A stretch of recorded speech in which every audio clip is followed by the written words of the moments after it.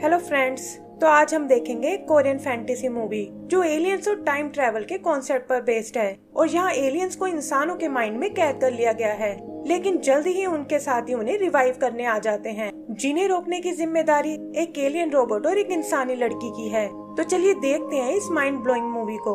तो एक आवाज हमें बताती है कि काफी टाइम से एलियन अर्थ को एक प्रिजन की तरह यूज कर रहे हैं, जहाँ वो अपने सबसे खतरनाक क्रिमिनल्स को रखते हैं। इन बैड एलियंस को इंसानों के माइंड में कैद किया जाता है, जहाँ से ये जब चाहे बाहर आ सकते हैं, लेकिन इंसानों को इसके बारे में कोई इन्फॉर्मेशन नहीं है। आगे का सीन 13वीं सदी का है, जहाँ कुछ लोग ऐसी एक एलियन को मारने की कोशिश कर रहे हैं। अचानक सामने एक पोर्टल खुलने लगता है और इससे पहले कि वो कुछ समझ पाए, फ्यूचर से एक गाड़ी निकलकर उनके सामने आ जाती है। यहाँ हम एक गार्ड नाम के एलियन रोबोट को देखते हैं, जिस पर इन बैड एलियंस को कैद रखने की जिम्मेदारी है, और उसका साथी है थंडर नाम का एक मिनी बोट, जो जब चाहे कोई भी रूप ले सकता है। ये दोनों इस एलियन को दोबारा कैद करने आए हैं, जो अपनी होस्ट बॉडी से बाहर आ गया है। एलियन उस शरीर में वापस आकर उन पर अटैक करने आता है, लेकिन गार्ड उसे ऐसा नहीं करने देता और अपनी एक्सट्रैक्शन पावर से उसे ट्रैप कर लेता है। मरते हुए वो लेडी उन्हें अपनी बेटी का ध्यान रखने को बोलती है, जो पास ही के एक शेड में है, और थंडर को लगता है कि उन्हें शायद इसे अपने साथ ले चलना चाहिए, लेकिन गार्ड इसके लिए मना कर देता है, क्योंकि वो इंसानों के मैटर में नहीं पड़ना चाहता। यही गार्ड के पास हम एक डिवाइन नाइफ को देखते हैं, जिसमें इन एलियंस को कैद करने की पावर है, और वो उसे और थंडर को लेकर वापस फ्यूचर में चला जाता है। वहाँ वो एलियन को अपनी कंटेनमेंट यूनिट में डालता है, और तभी उसे बच्चे के रोने की आवाज आती है, जिसे थंडर छुपाकर अपने साथ ले आया है। थंडर उसे समझाता है कि हम यहाँ इंसानों से छुप कर रहते हैं, और अगर ये बेबी हमारे साथ होगा तो कोई भी हम पर शक नहीं करेगा। गार्ड को लगता है कि ये सही कह रहा है, और वो उस बेबी को अपने साथ रख लेता है और कहता है कि आज से हम इसे याना कहकर बुलाएंगे। आगे का सीन वापस से 13वीं सदी का है, जहाँ हम मुरुक नाम के बाउंटी हंटर को देखते हैं, जो छोटे मोटे चोरों को पकड़कर अपना गुजारा चलाता है। एक दिन उसे उस डिवाइन नाइफ का पैम्पलेट मिलता है, जिसे ढूंढने वाले को बहुत बड़ा इनाम दिया जाएगा। मुरुक इस बारे में अपने पुराने मास्टर गाई से पूछता है, जो बताता है कि काफी टाइम पहले ये नाइफ एक रिवर में पाया गया था, जिसमें कुछ अजीब सी शक्तियाँ थी, और इसीलिए गवर्नर ने उसे अपने कब्जे में ले लिया। मुरुक गवर्नर से मिलने उसके पब में जाता है, ताकि उससे उस नाइफ का सौदा कर सके, लेकिन पता चलता है कि उससे पहले ही वहाँ एक और आदमी आ चुका है। वो आदमी उस नाइफ के लिए गवर्नर पर अटैक कर देता है, लेकिन इससे पहले कि नाइफ उसके हाथ लग पाए, मास्टर गाई नाइफ को लेकर वहाँ से भाग जाता है। मुरुक अपने मास्टर की मदद करने की सोचता है, लेकिन वो देखते हैं कि आदमी तो असल में एक मॉन्स्टर है। गाई मौका देखकर वहाँ से भाग जाता है, और वो आदमी मुरुक की बहुत पिटाई करता है, और फिर उसे मरा हुआ समझकर वहाँ से चला जाता है। आगे हम फिर से एक बार फ्यूचर में आते हैं, जहाँ गार्ड अपनी बेटी याना के स्कूल आया हुआ है। वहाँ टीचर उसे बताती है कि याना आपकी कंप्लेंट करने पुलिस स्टेशन गई थी कि आप इंसान के रूप में एक एलियन रोबोट हो, और ये सुनकर गार्ड सोच में पड़ जाता है। वो इस बारे में याना से कोई बात नहीं करता, लेकिन हम देखते हैं कि याना ने एक फोन ऑन करके उसी गाड़ी में छुपा दिया है, क्योंकि उसे शक है कि ये गाड़ी ही वो थंडर नाम की मिनी बोट है। इससे वो थंडर और गार्ड की सारी बातें सुन लेती है कि कैसे धरती पर कैदियों का एक नया बैच आने वाला है, और इससे उसका शक भी यकीन में बदल जाता है।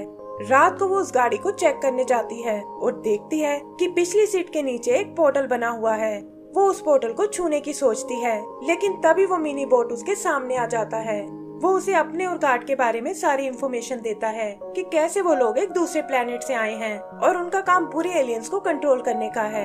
याना को ये भी पता चल जाता है कि कल का बैच सिटी हॉस्पिटल में आने वाला है, और वो सुबह होते ही वहाँ के लिए निकल जाती है, जहाँ उसकी मुलाकात मून नाम के एक पुलिस ऑफिसर से होती है, जो उसे रिकॉर्डिंग करते देख सवाल करने लगता है, लेकिन याना कहती है कि आप ये सब नहीं समझोगे। फिर हम एक स्पेसशिप को आते हुए देखते हैं, जो हॉस्पिटल में एक स्टोन को रिलीज करता है, और देखते ही देखते वो स्टोन चेंज होकर एक पॉड में बदल जाता है। आगे उस पॉड से कुछ एलियन टेंटिकल्स निकलती हैं, जो एक एक करके वहाँ आए लोगों से खुद को अटैच करने लगती है, जिनमें मून नाम का वो पुलिस ऑफिसर भी शामिल है। तभी गार्ड उस स्टोन को कलेक्ट करने आता है, जहाँ उसकी नजर याना पर पड़ती है, लेकिन वो उसे देखते ही वहाँ से भाग जाती है। बाकी लोग भी जल्दी ही नॉर्मल हो जाते हैं, जैसे कि उन्हें कुछ याद ही ना हो, और गार्ड मौका देखकर उस स्टोन को उठा लेता है और सोचता है कि अब याना को सच बताने का टाइम आ गया है। वो थंडर की मदद से उसे वापस घर ले आता है और फिर वो उसे सच बताते हैं कि कैसे हम बुरे एलियंस को इंसानों के माइंड में कैद करके रखते हैं, और जैसे वो इंसान मारा जाता है ये बुरे एलियंस भी उनके साथ मर जाते हैं। कभी कभी ये अपने होश से बाहर भी आ जाते हैं, लेकिन अर्थ के एटमॉस्फेयर में 5 मिनट से ज्यादा सरवाइव नहीं कर सकते और जल्दी ही इन्हें कोई दूसरा होस्ट ढूंढना होता है। याना कहती है कि इस तरह तुम इंसानों की लाइफ से नहीं खेल सकते, लेकिन गार्ड ये कहकर वहाँ से चला जाता है कि इंसानों के लिए हमारी कोई ऑब्लिगेशन नहीं है। इसी दौरान मुरुक पास में उस मॉन्स्टर के ठिकाने को ढूंढ लेता है, जहाँ उसे पता चलता है कि उस नाइफ को पास ही में रहने वाले एक व्यापारी ने खरीद लिया है। यही हम मिलबोर्न नाम के एक टेम्पल को देखते हैं, जिसका हेड प्रीस्ट भी इस नाइफ को पाना चाहता है और इसके लिए वो एक मॉन्क कपल को हायर करता है जिनके पास अपने कुछ मैजिकल स्पेल्स हैं। इधर मुरुक की मुलाकात उस आदमी से होती है जो उस व्यापारी की बेटी से शादी करने वाला है और वो जबरदस्ती उसका रूप लेकर वहाँ पहुँच जाता है। जल्दी ही उसकी शादी हो जाती है और हम देखते हैं कि उसकी ब्राइड के पास एक गन रखी हुई है, जिसका मतलब वो भी यहाँ फ्यूचर से आई है। फिर वो लड़की मुरुक से एक ड्रिंक पीने को बोलती है, जिसे पीते ही वो अपने होश खो बैठता है और पता चलता है कि ये लड़की भी यहाँ उस नाइफ को ही चुराने आई है। तभी हम उस मॉन्क कपल को आते हुए देखते हैं जो उस व्यापारी को वश में करके उससे नाइफ लाने को बोलते हैं। वो लड़की भी वहाँ अपनी गन लेकर आती है और उन मॉन्क्स को घायल करके नाइफ को हासिल कर लेती है, लेकिन वो ये नहीं जानती थी कि हेड प्रीस्ट भी यहाँ पहुँच चुका है और वो उसे नॉक आउट करके उस नाइफ को चुरा लेता है। यही फ्यूचर में हम एक स्पेसशिप को देखते हैं जो तेजी से अर्थ की ओर आ रहा है और जल्दी ही उसके एटमॉस्फेयर में एंटर कर जाता है। थंडर इस बात की वार्निंग गार्ड को भी देता है और बताता है कि ये शायद बुरे एलियंस का शिप है जो अर्थ पर अपने लीडर को आजाद कराने आया है। पता चलता है कि ये लीडर एक मून नाम के आदमी में कैद है, जो वही पुलिस ऑफिसर है जिसे याना हॉस्पिटल में मिली थी। गार्ड उसे इंटरसेप्ट करने की सोचता है, लेकिन देखता है कि याना भी उसके साथ आना चाहती है। वेस्ट करने के लिए उसके पास बिल्कुल टाइम नहीं होता और वो गाड़ी को एक स्पेसशिप में बदलकर निकल पड़ता है और सीधा उस एलियन शिप के डायरेक्शन में जाता है। यही दूसरी तरफ हम मून को देखते हैं, जिसे कोई आइडिया नहीं है कि उसके साथ क्या हो रहा है। वो एलियन शिप भी जल्दी ही उसकी बिल्डिंग तक पहुंच जाता है और मून देखता है कि एक रेड साइबोर्ग उसी की ओर आ रहा है। मून वहाँ से भागने की सोचता है, लेकिन साइबोर्ग उसे ऐसा नहीं करने देता। वो कहता है कि तुम्हारे अंदर हमारा लीडर कैद है और मैं यहाँ उसे आजाद कराने आया हूँ। गार्ड भी टाइम रहते वहाँ तक पहुँच जाता है और इससे पहले कि साइबोर्ग मून को चोट पहुँचा पाए, वो वहाँ आकर उससे लड़ने लगता है। उनकी लड़ाई से वहाँ बहुत तबाही होती है और इसी बीच मून मौका देखकर वहाँ से भाग निकलता है। साइबोर्ग भी जल्दी ही गार्ड को ट्रैप कर लेता है और उसका नाइफ लेकर मून को पकड़ने निकल जाता है। यहाँ हम उसकी और मून के बीच एक चेस सीन को देखते हैं, जिसके विजुअल इफेक्ट्स बहुत ही शानदार हैं। लेकिन इससे पहले कि साइबोर्ग मून तक पहुँच पाए, गार्ड शिप लेकर उसे रोकने आ जाता है। उनके अटैक से एक बार तो एलियन शिप क्रैश हो जाता है, लेकिन फिर जल्दी ही साइबोर्ग उसे संभाल लेता है और गार्ड की शिप पर अपना लेजर अटैक करता है। गार्ड देखता है कि इस तरह तो पूरी सिटी तबाह हो जाएगी, क्योंकि साइबोर्ग की लेजर्स बहुत पावरफुल हैं और वो उसे पीछे लगाकर वहाँ से दूर ले जाता है। वहाँ वो एलियन शिप के वीक पॉइंट्स पर अटैक करने की सोचते हैं, लेकिन साइबोर्ग इसके लिए पहले से ही तैयार था और बड़ी चालाकी से गार्ड की शिप को क्रैश करा देता है। फिर वो मून को पकड़ने वापस आता है और उसके एक लेजर ब्लास्ट से मून क्रैश होकर एक बस में जा गिरता है। साइबोर्ग भी शिप से बाहर आ जाता है ताकि उस नाइफ की मदद से लीडर को आजाद कर सके, लेकिन वो एक बार फिर गार्ड को आते हुए देखता है। गार्ड उसे रोकने की बहुत कोशिश करता है, लेकिन साइबोर्ग मून को स्टैब करने में कामयाब हो जाता है। गार्ड उस नाइफ को बाहर निकालने की सोचता है, लेकिन साइबोर्ग उसे पकड़कर एक बिल्डिंग में ले जाता है और वहाँ खुद को ब्लास्ट कर देता है। थंडर उसे चेक करने आता है और देखता है कि उसकी हालत बहुत खराब है और वो उसमें अपनी कुछ रिजर्व पावर ट्रांसफर करता है।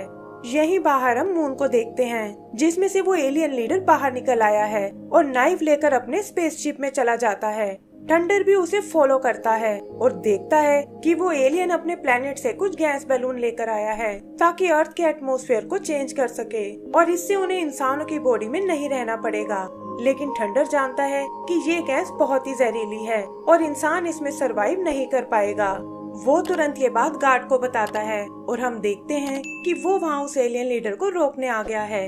वो दोनों एक बार फिर लड़ने लगते हैं और गार्ड उसे उठाकर शिप से बाहर फेंक देता है, लेकिन वो ये नहीं देख पाता कि 2 गैस बैलून भी उस गैप से बाहर निकल गए हैं। वो नाइफ लेकर उन बाकी बैलून्स को ट्रैप करने लगता है और उधर उस एलियन को हम मून की बॉडी में आते हुए देखते हैं, जो हवा में उड़ते एक बैलून को पंक्चर कर देता है। इससे वहाँ ऑरेंज कलर की वो जहरीली गैस फैलने लगती है, जिसके कांटेक्ट में आते ही इंसान मरने लगते हैं और वहाँ हर तरफ भगदड़ मच जाती है। थंडर भागने में लोगों की मदद करता है और याना को अपनी कार में बिठाकर वहाँ से दूर भेज देता है। कार ने भी फाइनली उन सभी बैलून्स को लॉक कर दिया है और उस एलियन शिप को उड़ाकर वहाँ से दूर ले जाता है। ये भयानक घटना याना के माइंड में हमेशा के लिए छप जाती है और यहाँ पता चलता है कि 13वीं सदी की वो लड़की असल में याना ही है, जो फ्यूचर से यहाँ उस नाइफ को ढूंढने आई है। वहाँ वो खुद को उस प्रीस्ट की कैद में पाती है, जो बताता है कि वो भी फ्यूचर से आया एक एलियन ही है और याना की ही तरह उस नाइफ को ढूंढ रहा है। वो याना से उस स्पेसशिप की लोकेशन पूछता है ताकि यहाँ से वापस फ्यूचर में जा सके, लेकिन याना उसे कुछ भी बताने से मना कर देती है। आगे पता चलता है कि ये मोंक उस मॉन्स्टर आदमी से मिला हुआ है और ये लोग फिलहाल अपने लीडर को ढूंढ रहे हैं ताकि उसे और नाइफ को लेकर वापस फ्यूचर में जा सके। यही दूसरी तरफ हम मूर्ख को देखते हैं, जो मोंक का भेष बनाकर टेम्पल में घुस आया है और जल्दी उसे नाइफ की लोकेशन का पता चल जाता है। यही उसकी मुलाकात याना से होती है और वो उसे प्रॉमिस करता है कि जल्दी ही मैं तुम्हें यहाँ से बाहर निकाल लूंगा। फिर रात को वो उस नाइफ को चुराने जाता है और देखता है कि वहाँ वो मोंक कपल पैरालाइज पड़े हुए हैं। वो बताते हैं कि प्रीस्ट ने उन सभी को जहर दिया है, जिसमें वो लड़की याना भी शामिल है, लेकिन उनके पास इस पॉइजन का एंटीडोट है जिसे वो उठाने की कोशिश कर रहे हैं। मुरुक तुरंत उन पिल्स को उठा लेता है और एक उन दोनों के लिए छोड़कर दूसरी को अपने साथ ले जाता है। वो कपल किसी तरह खुद को ठीक कर लेते हैं और उधर मुरुक भी बचता हुआ याना तक पहुंच जाता है। वहाँ वो उसे वो पिल खिलाता है ताकि पॉइजन के असर को दूर कर सके, लेकिन देखता है कि प्रीस्ट और दूसरे एलियन ने उसे घेर लिया है। मुरुक उनका मुकाबला करने की सोचता है, लेकिन प्रीस्ट पीछे से आकर उसे घायल कर देता है और इससे वो डिवाइन नाइफ भी उसके हाथ लग जाता है। फिर वो उन दोनों को एक एक कॉफिन में डालते हैं, जहाँ याना को दफनाया जाएगा और मुरुक को एक नदी में फेंक दिया जाता है। आगे का सीन फ्यूचर का है, जहाँ 2 एलियंस और बाहर आ गए हैं और लीडर के साथ अपने शिप को वापस पाने का प्लान करते हैं। गार्ड भी जानता है कि वो लोग यहाँ आने ही वाले होंगे, इसीलिए वो थंडर से याना को किसी सेफ जगह ले जाने को बोलता है और खुद वहाँ बैठकर एलियंस का वेट करने लगता है। थंडर याना को बताता है कि गार्ड की रिजर्व पावर बहुत कम है और इससे वो उन एलियंस का मुकाबला नहीं कर पाएगा। तब याना थंडर से वापस चलने को बोलती है, क्योंकि गार्ड चाहे एक एलियन ही क्यों ना हो, लेकिन अब वो उसकी फैमिली बन चुका था और थंडर भी ये सुनकर गाड़ी को वापस घुमा लेता है। उधर वो एलियंस भी उनके ठिकाने तक पहुंच जाते हैं और गार्ड खुद को लड़ने के लिए तैयार कर लेता है। वहाँ शिप में उसकी और लीडर की लड़ाई होने लगती है, लेकिन वो 3 एलियंस का मुकाबला एक साथ नहीं कर पाता और जल्दी ही वो उसे ओवरपावर कर लेते हैं। फिर लीडर उन गैस बैलून को दोबारा एक्टिवेट करने लगता है और तभी गार्ड को थंडर की आवाज आती है, जो उसे बचाने वापस आ गए हैं। वो तुरंत उस डिवाइन नाइफ को थंडर की ओर फेंकता है ताकि वो इसकी मदद से एलियन शिप को डिस्ट्रॉय कर दे, लेकिन दूसरे एलियन उसे ऐसा नहीं करने देते। उनसे बचने के चक्कर में वो नाइफ भी उसके हाथ से छूट जाता है और याना भागकर उसे रिकवर करने जाती है।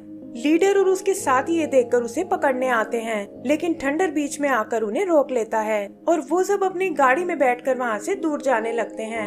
वो देखते हैं कि लीडर और उसके एलियंस भी उनके साथ आ गए हैं और गार्ड अपनी गाड़ी को टाइम पोर्टल से पास में ले जाता है।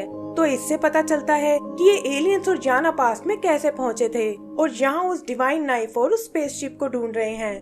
आगे हम फिर से वापस 13वीं सदी को देखते हैं, जहाँ उन मॉन्क्स को पता चलता है कि प्रीस्ट और ये बाकी मॉन्स्टर फ्यूचर से आए हैं और ये सब उन्होंने अपनी आंखों से होते हुए देखा था।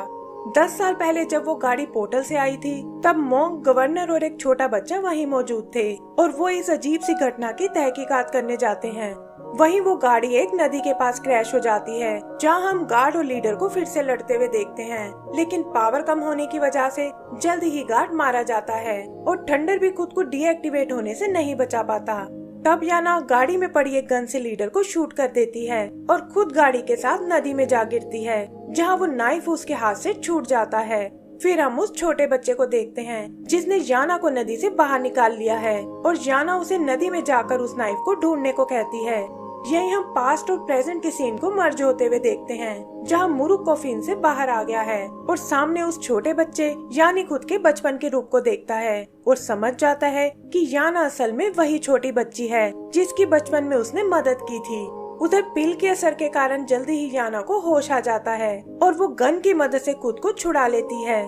फिर वो प्रीस्ट और उसके साथियों से नाइफ छीनने की कोशिश करती है, जिसमें वो मॉन्क कपल भी उसकी मदद करने आते हैं और प्रीस्ट को एक बड़े से ड्रम में कैद कर लेते हैं।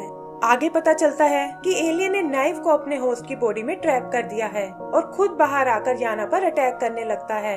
याना उसके सामने कमजोर पड़ने लगती है, लेकिन तभी उसकी मदद करने मुरुक वहाँ आ जाता है और अपनी पावर से एलियन को दूर फेंक देता है। आगे हम उसे और एलियन को लड़ते हुए देखते हैं, लेकिन वो उसकी लेजर्स का मुकाबला नहीं कर पाता और एलियन उसे मरा हुआ समझकर आगे बढ़ जाता है।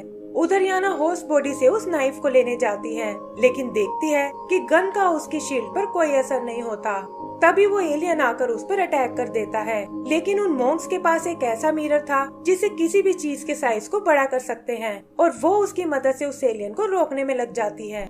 एलियन एक बार फिर अपनी लेजर्स का यूज करता है, लेकिन इससे पहले कि वो मॉन्क को मार पाए, मुरुक वहाँ आकर उसका हाथ काट डालता है। वो लेडी मॉन्क याना को अपना मिरर यूज करने को बोलती है और हम देखते हैं कि उसने बुलेट के साइज को बड़ा बना दिया है, जिससे होस्ट की शील्ड टूट जाती है और नाइफ याना के हाथ लग जाता है। वो उस नाइफ को लेकर दूर जाने लगती है, लेकिन देखती है कि प्रीस्ट ने खुद को आजाद कर लिया है और उसकी बॉडी से निकला एलियन उसका पीछा करने लगता है। वो एक बोट लेकर नदी के रास्ते जाने की सोचती है, लेकिन एलियन उसका पीछा वहाँ भी नहीं छोड़ता और ये देखकर याना पानी के अंदर चली जाती है, जहाँ वो एलियन उसे नहीं देख पाता। उधर मुरुक का एलियन डिसअपियर होने लगता है, क्योंकि वो ज्यादा देर होस्ट के बाहर नहीं रह सकता था और उसका खून लगने से उसकी तलवार भी नष्ट हो जाती है। ये देखकर उसे बहुत हैरानी होती है और तब वो होस्ट आदमी उसे बताता है कि तुम्हारे अंदर भी मैं एक एलियन को फील कर रहा हूँ। मुरुक को एक बार फिर अपने बचपन की फ्लैशबैक आती है, जहाँ याना की मदद करने के बाद वो दोनों जंगल में अकेले बैठे हुए थे। तभी उन्हें एक आवाज सुनाई देती है और बेबी मुरुक उसे चेक करने जाता है। वहाँ उसका सामना मून से होता है, जिसकी बॉडी मरने वाली है और एलियन लीडर उसमें से निकलकर मुरुक में चला जाता है। तो यहाँ पता चलता है कि जिस लीडर को ये एलियन इतने टाइम से ढूंढ रहे थे, वो असल में मुरुक की बॉडी में है, लेकिन वो खुद इस बारे में कुछ नहीं जानता था। फिर वो बेहोश होकर वहीं गिर पड़ता है और वो मॉन्क कपल जिन्होंने सब सुन लिया था, सोचते हैं कि शायद हमें इसे मार डालना चाहिए। एंड सीन वापस से फ्यूचर का है, जहाँ हम याना की फ्रेंड की मॉम को देखते हैं और उसने उस गाड़ी को पोर्टल से जाते हुए देख लिया है। तभी उसकी नजर उस स्पेसशिप पर पड़ती है और पता चलता है कि उन गैस बैलून्स के फटने में बस 48 घंटे का टाइम है और इसी के साथ मूवी का पहला पार्ट खत्म हो जाता है। तो दोस्तों, अगर आपको ये मूवी पसंद आई हो तो प्लीज हमें लाइक एंड सब्सक्राइब करना ना भूलें। Thank you.